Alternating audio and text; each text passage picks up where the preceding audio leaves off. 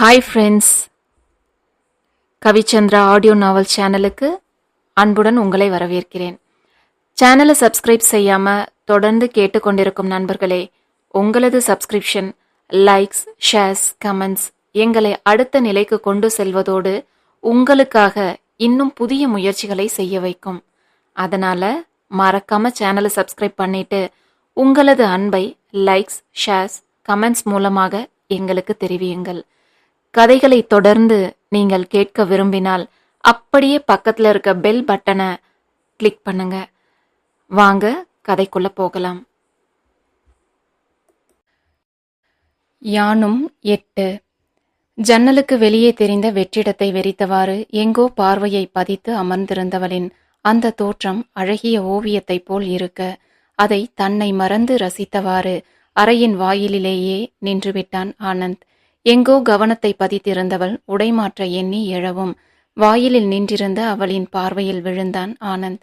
அதில் சட்டென, யார் நீங்க, இங்க என்ன செய்றீங்க என தனக்கே உண்டான இயல்பில் ஆரா கேட்கவும், அவளிடம் இருந்து இப்படி ஒரு கேள்வியை கொஞ்சமும் எதிர்பார்க்காத ஆனந்த் ஆராவின் கேள்விக்கு என்ன பதிலளிப்பது என தெரியாமல் ஆனந்த் தடுமாறும் போதே, எப்படி உள்ள வந்தீங்க? இங்க எல்லாம் வரக்கூடாது. யார் வேணும்? அம்மாவை பார்க்கணுமா? அவங்க வெளியே இருந்தாங்களே என அவளாகவே அடுத்தடுத்து பேசிக் கொண்டிருந்தவளை கூர்மையாக பார்த்தவன், உங்களுக்கு இந்த கல்யாணத்துல விருப்பம் இல்லையா என்றான்.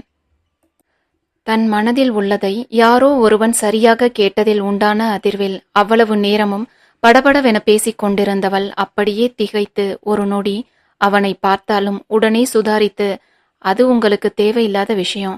நீங்க யார் இதையெல்லாம் கேட்க என்று அவன் யாரென அறியாமல் ஆரா எரிந்து விழவும் அங்கு கோமதி வரவும் சரியாக இருந்தது.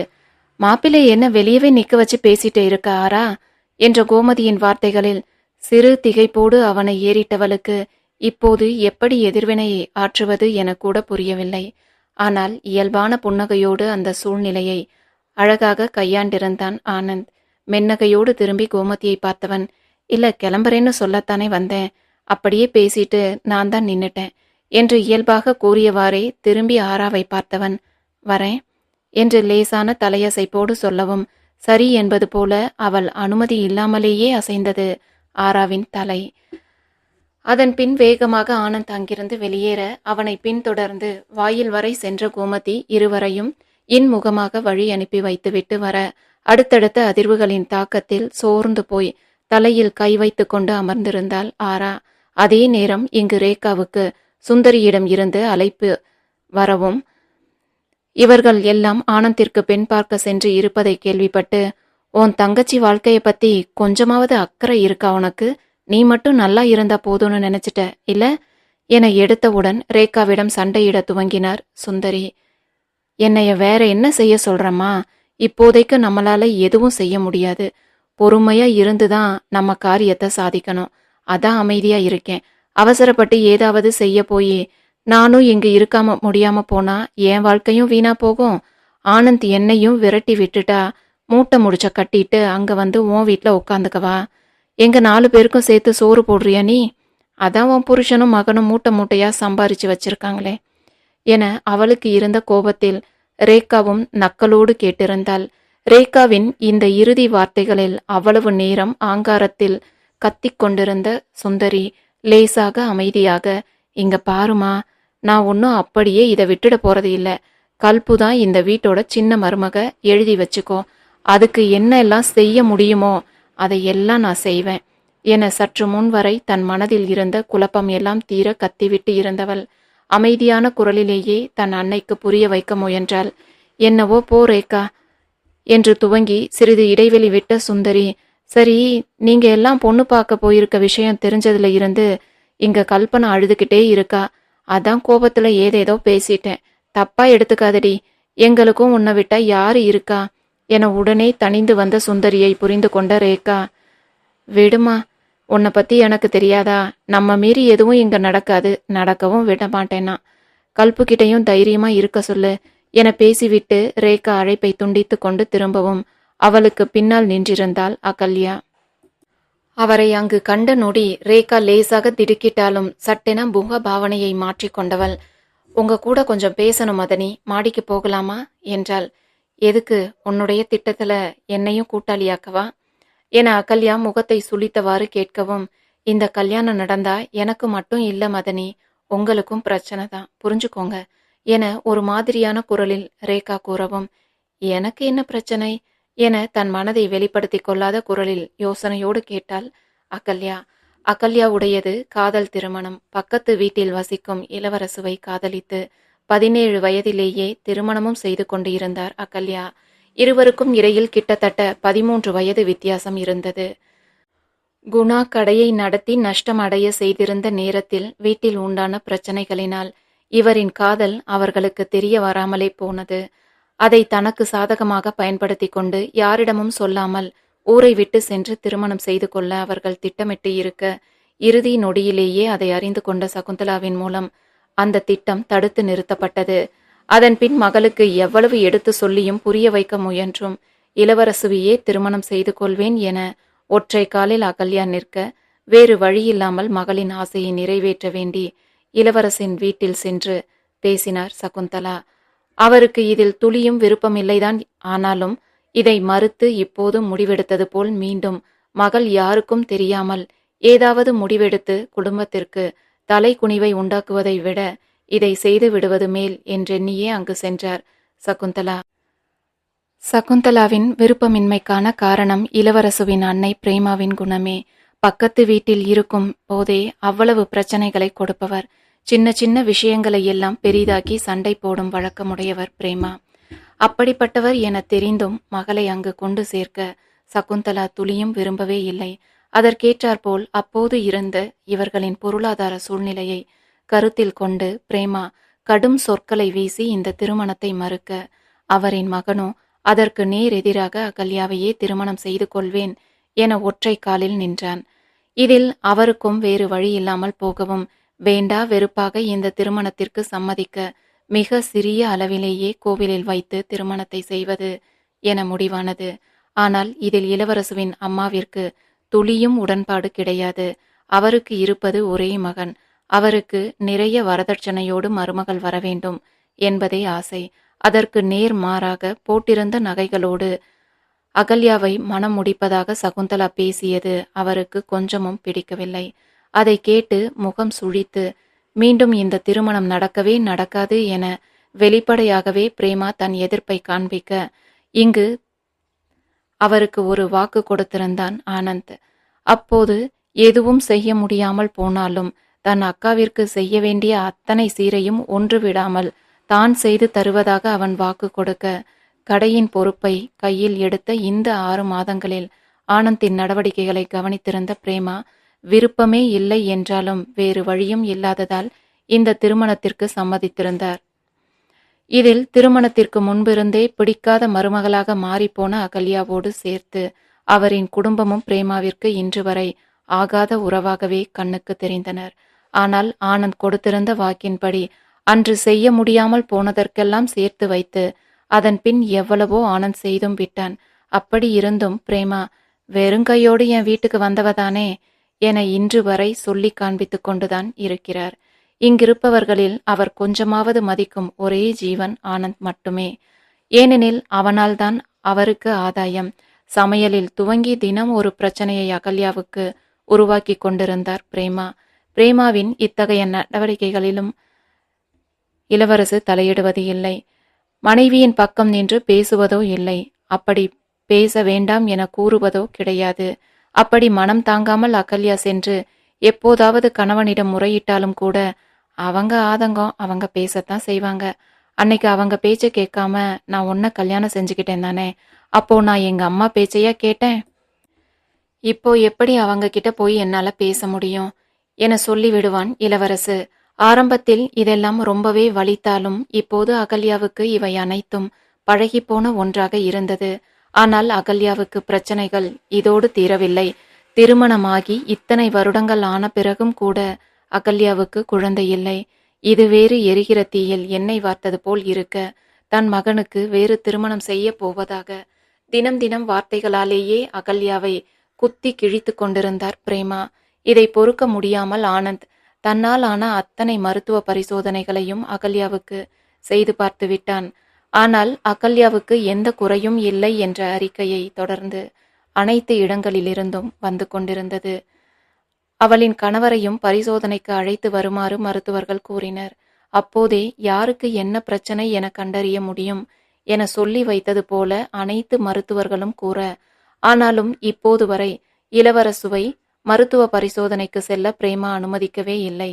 இத்தனை வயதை கடந்த இளவரசுக்கு தன் அன்னையின் சம்மதம் இல்லாமலோ அவருக்கு தெரியாமலோ சென்று பரிசோதனை செய்து கொள்வது ஒன்றும் அவ்வளவு பெரிய விஷயம் இல்லைதான். ஆனாலும் இளவரசு இன்று வரை பரிசோதனை செய்து கொள்ள முடியாது என்ற முடிவில் உறுதியாக இருக்க, வேறு எதுவும் செய்ய முடியாத நிலை அகல்யாவுக்கும் ஆனந்துக்கும் உண்டானது. இதில் இளவரசுக்கு சரியான வேலையும் கிடையாது. இவர்களின் திருமணத்தின் போது ஒரு ஃபைனான்ஸ் கம்பெனியில் வேலையில் இருந்தவன். அதன் பின் அந்த கம்பெனி மூடப்பட்டவுடன் தானே ஃபைனான்ஸ் நிறுவனம் ஒன்றை துவங்கி நஷ்டமடைந்ததுதான் மிச்சம். அதோடு திருந்தி வேலைக்கு சென்று இருந்தால் கூட பரவாயில்லை. ஆனால் விட்டதையெல்லாம் விட்ட இடத்தில்தான் பிடிக்க வேண்டும் என்ற தத்துவங்களை பேசிக்கொண்டு பிசினஸ் என்கிற பெயரில் எதையாவது தொடங்குவதும், அவையும் நஷ்டத்தில் முடிய கொஞ்ச நாட்கள் வேலையில்லாமல் இருப்பதும், மீண்டும் வேறு ஐடியாவோடு வருவதுமாக இன்று வரை அனைத்தையும் விட்டு கொண்டு தான் இருக்கிறான். இதனால் ஒவ்வொரு முறையும் இளவரசுவை நஷ்டத்தில் இருந்து மீட்பதும், மீண்டும் குடும்பத்தை நடத்தி செல்ல உதவுவதும் இங்கு ஆனந்தின் வேலைகளில் ஒன்றாகி போனது. இது மட்டும் இல்லாமல் பிரேமாவிற்கு திருமணத்தின் போது அகல்யா வெறும் கையோடு வந்தாள் என்ற குறை எப்போதும் இருப்பதை அறிந்தவன், அதை போக்கும் விதமாக தான் சம்பாதிக்க துவங்கிய பிறகு கடன்களை அடைத்த பின் முதலில் செய்தது அகல்யாவுக்கு என 25 சவரன் நகைகளை வாங்கி கொடுத்ததுதான். அது மட்டும் இல்லாமல் சகுந்தலா முன்பிருந்த சிறிய வீட்டை இடித்துவிட்டு அனைவருக்கும் தனித்தனி அறை என்ற முறையில் வீட்டை இடித்து பெரிதாக கட்டும்போது இளவரசுவின் வீட்டையும் அழகாக புதுப்பித்து கொடுத்திருந்தான். பிரேமாவுடையது அந்த கால ஓட்டு வீடு. அதை பழமை மாறாமலும் அதே சமயம் பெரிதாக இருப்பது போலும் கட்டாமல் இருந்த இடங்களையும் சேர்த்து கட்டி அழகாக மாற்றிக் கொடுத்திருந்தான் ஆனந்த். இத்தனையையும் வாங்கி கொண்ட பிறகும் கூட பிரேமாவின் மனம் நிறையவில்லைதான். இப்படி பேச பேசத்தான் ஆனந்திடமிருந்து ஆதாயம் கிடைக்கிறது என புரிந்து கொண்டாரோ என்னவோ, அவரின் வசவுகள் இப்போது வரை தொடர்ந்து கொண்டு தான் இருந்தது. இளவரசு அன்பான காதல் கணவன்தான். அது அவர்கள் இருவரும் மட்டும் இருக்கும் வேளைகளில் மட்டுமே. மற்ற நேரங்களில் எனக்கென்ன என்று இருக்கும் ரகம்.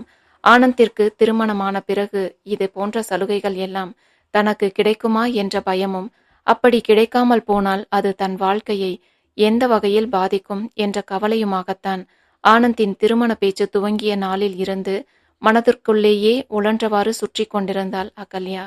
ஆனால் இதை எதையும் வெளிக்காட்டிக் கொள்ள அகல்யாவுக்கு தைரியம் வரவில்லை.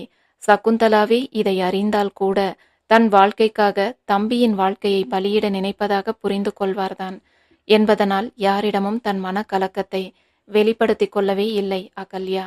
இப்போதும் கூட ஒன்றும் அறியாத பாவனையிலேயே ரேகாவிடம் பேசினாலும் அவளின் அழைப்பை ஏற்று மாடிக்கு சென்றாள் அகல்யா. அங்கு சென்றதுமே சுற்றி வளைத்து பேசாமல் நேரடியாகவே விஷயத்திற்கு வந்தாள் ரேகா.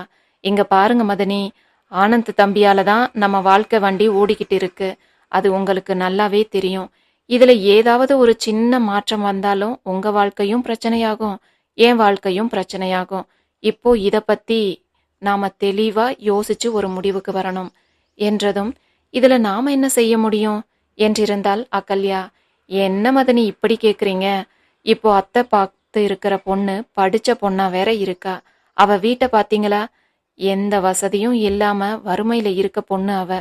இப்படி ஒரு வசதியான இடத்துல கொண்டு வந்து அவளை வாழ வச்சா என்ன ஆகும் என்று கேட்டு ரேகா நிறுத்தவும், புரியாமல் பார்த்தவாறே என்ன ஆகும் என திரும்ப ரேகாவையே கேட்டிருந்தார் அகல்யா. ஐயோ, என் வீட்டுக்காரரை போலவே நீங்களும் அப்பாவியா இருக்கீங்களே என்று குறைப்பட்டு கொண்ட ரேகா, அவளோ காசு பணத்துக்கு இல்லாத குடும்பத்துல இருந்து வர்றவ. இங்க மொத்த வருமானமும் ஆனந்த் தம்பி கையில தான். அப்படி இருக்கும்போது நமக்கெல்லாம் எதுவும் செய்யக்கூடாதுன்னு அவ தம்பியை தடுத்துட்டா நாம எல்லாம் என்ன செய்யறது என அகல்யாவின் மன பயத்தை தூண்டுவது போல ரேகா கேள்வி கேட்கவும் பதில் இல்லாமல் விழித்தாள் அகல்யா. அப்படி எப்படி அவ சொல்ல முடியும்? இது என்ன அவ வீட்டு பணமா? அதுவும் இல்லாம என் தம்பி அப்படியெல்லாம் என சமாளிப்பாக பதிலளிக்க துவங்கிய அகல்யாவை கேலியாக பார்த்து சிரித்தவள், தாலின்னு ஒன்று ஏறும் வரைக்கும் தான் இந்த அண்ணன் தம்பி அக்கா தங்கை பாசம் எல்லாம். தலையணை மந்திரம்னு ஒன்று போட்டுட்டா அவ்வளவுதான். ஆம்பளைங்க எல்லாம் பொண்டாட்டி பேசுகிற பேச்சுக்கு ஆடுற பொம்மை தான். எல்லாம் இளவரச அண்ணா போல இருக்க மாட்டாங்க என்றாள் ரேகா. இதற்கு அகல்யாவால் மறுத்து எந்த பதிலும் சொல்ல முடியாமல் போகவே அமைதியாக ரேகாவையே பார்த்தபடி இருந்தார். அதிலும் இவ படிச்ச பொண்ணு வேற. கொஞ்சம் யோசிச்சு பாருங்க. நாளைக்கு இவ்வளவு செலவாகுது, நாமளும் குடும்பம் குழந்தைன்னு வாழணும்னு எல்லாம் பேசி தம்பி மனசை கலைச்சிட்டா, தம்பியும் இதையெல்லாம் கேட்டு அவ பின்னால போயிட்டா, நாம எல்லாம் தலையில துண்டை போட்டுக்கிட்டு நடுத்தெருவில் பிச்சை தான் எடுக்கணும். இப்பவே நாம சுதாரிச்சுக்கிட்டாதான் உண்டு. நம்ம வாழ்க்கை அப்போதான் நல்லா இருக்கும். யோசிங்க என பேசிக்கொண்டே செல்ல, என்ன இருந்தாலும் தன் வாழ்க்கையை முன்னிறுத்தியே யோசித்தாலும் கூட ஒரு தமக்கையாக ஆனந்தின் வாழ்க்கை பற்றிய கவலையும் அகல்யாவின் மனதில் ஓரம் இருக்கத்தான் செய்தது. அதன் பலனாக, அதுக்குன்னு என் தம்பி கல்யாணமே செஞ்சுக்காம இருக்கவா முடியும்? இல்ல அப்படி இருக்கிறது தான் சரியா? அது பாவம் இல்லையா என கேட்டிருந்தாள் அகல்யா. ஐயோ மதனி, நான் எப்போ ஆனந்த் தம்பி கல்யாணமே செஞ்சு கூடாதுன்னு சொன்னேன்? தாராளமா செஞ்சுக்கட்டும், மகராசனா செஞ்சுக்கட்டும், யாரு வேண்டாம்னா. ஆனா அது இன்னைக்கு பார்த்த அந்த பொண்ணா இருக்கக்கூடாது. நாம பார்க்குற பொண்ணாதான் அது இருக்கணும். அப்போதான் நம்ம வாழ்க்கை ஒரு பிரச்சனையும் இல்லாம போகும் என்றாள் ரேகா. இதில் அகல்யா யோசனையோடு அமர்ந்திருக்க, இப்பவே இங்க கீதா சொல்றதுதான் சட்டம். இதுல அவன் நினைக்கிறது போல அவன் ஆத்தனார மட்டும் தம்பிக்கு கல்யாணம் செஞ்சு வச்சா, கீதா கொடுக்கற கீக்கு தான் அந்த பொண்ணு ஆடுவா. சும்மாவே அவளுக்கு நம்ம 2 பேரையும் பிடிக்காது. அப்போ முதல் கேட்டே அவன் நமக்கு தான் போடுவா என்று சொல்லி ரேகா நிறுத்த, ரேகாவின் வார்த்தைகளில் உள்ள உண்மை புரிய அமைதியாக அமர்ந்திருந்தாள் அகல்யா. இங்கேதான் நாம 2 பேரும் புத்திசாலித்தனமா யோசிக்கணும் மதினி. அவளுக்கு நம்ம 2 பேருமே ஆகாதவங்க. இங்க நாம 2 பேரும் கை கோத்தா கீதாவோட நாத்தனார தம்பி கல்யாணம் செஞ்சிடாம தடுத்துடலாம்.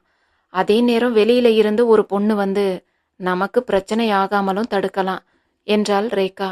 அவள் சொல்ல வருவது ஓரளவு தெளிவாகவே புரிந்தாலும் கூட அதையும் ரேகாவின் வாய்மொழியை கேட்க எண்ணி, அது எப்படி என்றிருந்தாள் அகல்யா. இதுக்கு ஒரே வழி என் தங்கச்சி கல்புவ தம்பிக்கு கல்யாணம் செஞ்சு வைக்கிறது தான். அவ மட்டும் இந்த வீட்டுக்கு வந்துட்டா இனி நம்ம வாழ்க்கையில எந்த பிரச்சனையும் இல்லாம நிம்மதியா இருக்கலாம் என்ற ரேகாவை ஒரு மாதிரி பார்த்த அகல்யா, இதையெல்லாம் உன் தங்கச்சியும் செய்ய மாட்டான்னு என்ன நிச்சயம் என்றாள். கண்டிப்பா செய்ய மாட்டா மதனி. அவளுக்கு என் வாழ்க்கை பற்றின அக்கறை இருக்கும். நான் உங்களையும் விட்டு கொடுக்க மாட்டேன் என வாக்கு கொடுத்தவள் அதன் பின் ஏதேதோ பேசி கீதாவுக்கு இப்போதே கடைக்குட்டி என்ற சலுகையோடு ஆனந்திடம் தனிப்பட்ட ஒரு செல்லமும் அக்கறையும் உண்டு என்பதனால், இன்னும் அவளின் நாத்தனார் இங்கு வந்துவிட்டால் அது இந்த வீட்டின் மொத்த அதிகாரமும் அவள் கைக்கு போக வழிவகுக்கும் என்றெல்லாம் புரிய வைத்து, இதற்கு ஒரே வழி அவளுக்கு இந்த வாய்ப்பை தராமல் இருப்பதுதான் என்று கூறிய ரேகா, அவளுக்கு எதிரணியில் இருக்கும் நாம் இருவரும் தனித்தனியாக யோசித்து செயல்படுவதை விட நன்றாக யோசித்து ஒரே விஷயத்தை செய்தால் தான் சரிவரும் என்றெல்லாம் பேசி அகல்யாவின் மனதை மாற்றிய ஒருவாறு அகல்யாவை இதற்கு சம்மதிக்க வைத்திருந்தாள். அதன்படி இந்த வரன் ஒத்து வராது என இவர்கள் சகுந்தலாவிடம் பேசுவது என்றும், அதற்கான காரணமாக ஆரா என்ஜினியரிங் வரை படித்திருப்பதையும் ஆனந்த் வெறும் +2 மட்டுமே முடித்திருப்பதையும் முன்வைத்து, இதுவே பின்னால் அவர்களின் வாழ்க்கைக்கு பிரச்சனையாக மாறும் என்றும், படித்த பெண் படிக்காத கணவனை மதிக்க மாட்டாள் என்றும் சகுந்தலாவிற்கு பயத்தை உண்டாக்கி இந்த திருமண ஏற்பாட்டை இத்தோடு நிறுத்துவது என்ற முடிவுக்கு வந்தவர்கள் அதன் பின் தான் மட்டுமே கல்பனாவை இங்கு கொண்டு வருவதை பற்றி பேசாமல் குணாவும் அகல்யாவும் கூட இதில் சேர்ந்து பேசினால் சகுந்தலா கொஞ்சம் யோசிக்க கூடும் என ரேகா சொல்லவும் அதற்கு அகல்யாவும் சம்மதித்தாள். இங்கு இவர்கள் இந்த திருமண ஏற்பாட்டை நிறுத்த யோசித்துக் கொண்டிருக்க, அங்கு ஆராவோ அதைவிட பலமாக கோமதியிடம் சண்டையிட்டு இந்த ஏற்பாடுகளை நிறுத்த போராடி கொண்டிருந்தாள். ஆனால் அவ்வளவு பேசியும் சண்டையிட்டும் கோபித்து கொண்டும் அதற்கு எந்த ஒரு பலனும் இல்லாமல் போனது. கோமதி தன் முடிவில் விடாப்பிடியாக நிற்க, சண்டையிட்டு பேசி புரிய வைக்க முயன்று சோர்ந்து இறுதியாக ஆரா அழுது கெஞ்சி கூட பார்த்து விட்டாள். ஆனால் அப்போதும் கோமதி மட்டும் இந்த திருமணம் நடந்தே தீரும் என்ற முடிவில் உறுதியாக இருந்தார். அடுத்து என்ன செய்வது என அறியாமல் திகைத்த ஆரா சோர்ந்து போய் அமர்ந்து விட்டாள். ஏனெனில் இறுதியாக இந்த பேச்சுவார்த்தையை முடிக்க கோமதி பயன்படுத்திய ஆயுதம் அப்படிப்பட்டது. தன்மேல் கொஞ்சமாவது மரியாதையோ அக்கறையோ அன்போ இருந்தால் இந்த திருமணத்தை மறுக்காமல் ஏற்றுக்கொள்ளும்படி சொல்லிவிட்டு கோமதி படுத்து உறங்கிவிட திகைப்பும் அதிர்வுமாக செய்வது அறியாது கோமதியை பார்த்து கொண்டு இருளில் அமர்ந்திருந்தாள் ஆரா. அந்த இரவின் அமைதியில் தன் அறையில் இருந்த ஆனந்தின் நினைவு முழுக்க ஆராவே ஆக்கிரமித்து இருந்தாள். அவளின் நினைவாக தன்னிடம் இருக்கும் ரோஜா வடிவ கிளிப்பை எடுத்து பார்த்தவன் அதை லேசாக வருடிவிட அவனையும் அறியாமல் அதன் மேல் இன்று ஒரு உரிமை உண்டானது. அவனுமே இன்று அங்கு ஆராவை எதிர்பார்க்கவில்லைதான் என்றாலும் கூட தனக்கு அவளை நன்றாகவே அடையாளம் தெரியும் போது அவளுக்கு ஏன் அப்படி தன்னை தெரியவில்லை என்ற கேள்வியே அவனுள் பெரிதாக இருந்தது. இதற்கு முன் இருவேறு சூழ்நிலைகளில் சந்தித்து இருக்க தன்னிடம் அவளின் புகைப்படத்தை கொடுத்தது போல அவளிடமும் தன்னுடையதை கொடுத்திருப்பார்கள் தானே. பிறகும் ஏன் அவளுக்கு தன்னை அடையாளம் தெரியவில்லை என்ற கேள்வியே அவன் மனம் எங்கும் நிறைந்திருக்க இதற்கு பதில் தெரியாத குழப்பத்தில் ஆழ்ந்திருந்தான் ஆனந்த். தன் புகைப்படத்தை பார்த்திருந்தால் அவளுக்கு நிச்சயம் தன்னை அடையாளம் தெரிந்திருக்கும். ஆனால் அவளுக்கு அடையாளம் தெரியவில்லை எனும் போதே அதை அவள் பார்க்கவில்லை என்பது உறுதியாகியது. இதை பற்றி தீவிரமாக யோசிக்கும் போதுதான் ஆராவின் சோர்ந்து கலைத்திருந்த முகம் அவன் நினைவில் வந்து நின்றது. இதுவே அவனுக்கு வேறு ஒரு சந்தேகத்தையும் மனதில் கொண்டு வந்து நிறுத்தியது. ஒருவேளை இந்த திருமணத்தில் அவளுக்கு விருப்பம் இல்லையோ என்று எண்ணியவனுக்கு அவனையும் அறியாமல் அப்படி இருக்கக்கூடாது என உள்மனம் அடித்துக் கொள்வது அவனுக்கே புரிய சில நிமிடங்கள் அறையின் நீல அகலத்தை அளப்பது போல் முன்னும் பின்னும் நடந்தவனுக்கு அடுத்து என்ன செய்வது என்றே தெரியவில்லை. இன்று மாலை வரையும் கூட இந்த திருமண ஏற்பாடுகளை எல்லாம் சகுந்தலாவிற்காக மட்டுமே செய்தவனுக்கு அங்கு சென்று அமர்ந்த பின் மனம் அப்படியே மாறிப்போனதை வியப்பாக உணர்ந்தான் ஆனந்த். இத்தனை வருடங்களில் இல்லாத திருமண ஆசை, அவ்வளவு ஏன் இன்று மாலையும் இல்லாத திருமண ஆசை இப்போது அவன் மனதில் எழுந்ததன் விளைவு ஆராவை இழந்து விடக்கூடாது என மனம் அடித்து கொள்ள துவங்கியது. அதில் செய்வது அறியாது திகைத்தவன் முன்னும் பின்னும் நடப்பதும் பால்கனியில் சென்று சிறிது நேரம் காத்து வாங்க நிற்பதும் பின் மீண்டும் அறைக்குள் வந்து யோசனையாக நடப்பதுமாக ஒரு முடிவுக்கு வர முடியாமல் சுவற்றில் தலையை சாய்த்து கொண்டு லேசாக இடித்தவாறு சிந்தித்தவனுக்கு எந்த ஒரு பதிலும் கிடைத்த பாடில்லை. அதன் விளைவாக கொஞ்சமும் யோசிக்காமல் அந்த இரவு நேரம் என்றும் பார்க்காமல் சகுந்தலாவின் முன் சென்று நின்றான் ஆனந்த். மகனை அந்த நேரத்தில் அறையில் கண்டவருக்கு பதற்றம் தொட்டிக்கொண்டது. இதுபோலான அனைவரும் உறங்கிவிட்ட நேரங்களில் எல்லாம் அவன் அன்னையை தேடி வருவது உடன் பிறந்தவர்களின் வாழ்வில் ஏதேனும் பிரச்சனை என்பதை அடுத்தவருக்கு தெரியாமல் பேசி தீர்க்கத்தான். இருவரும் அமர்ந்து தீர ஆராய்ந்து அதற்கான முடிவை எடுப்பார்கள். அதே எண்ணத்தோடு எழுந்தமர்ந்து பதட்டத்தோடு ஆனந்தின் வார்த்தைகளுக்காக காத்திருந்தவருக்கு முற்றிலும் எதிர்பாராத இன்ப அதிர்வாக அவன் ஆராவை பற்றி பேசினான். அந்த பொண்ணுக்கு இந்த கல்யாணத்துல விருப்பமானு கேட்டீங்களாமா? உங்களுக்கு இத பத்தி ஏதாவது தெரியுமாம்மா? எனக்கு என்னவோ என அவன் மேலும் பேசுவதற்குள் வேகமாக இடையிட்டிருந்த சகுந்தலா மாலை கோமதி தன்னிடம் கூறியிருந்த காரணத்தை ஆனந்திற்கு விவரிக்க அதில் அவ்வளவு நேரம் இருந்த பதட்டம் தணிய சற்று ஆசுவாசமானான். ஓ, இவ்வளவுதானா? சரிமா என்று விட்டு எழ, என்ன தம்பி ஒன்னும் சொல்லாம போற என்றிருந்த சகுந்தலா, இதுல நான் சொல்ல என்னமா இருக்கு? அதுதான் நீங்களே அவங்க கிட்ட சொல்லிட்டீங்களே. படிக்கணும்னு தானே அந்த பொண்ணுக்கு ஆசை, படிக்கட்டும், எவ்வளவு வேணும்னாலும் படிக்கட்டும் என சிறு புன்னகையோடு சொல்லிவிட்டு அந்த அறையில் இருந்து வெளியேறிய மகனின் முகத்தில் வந்து போன அந்த சிறு புன்னகையில் இருந்து அவன் மனதை கண்டு கொண்ட சகுந்தலாவின் மனம் நிறைந்து போனது.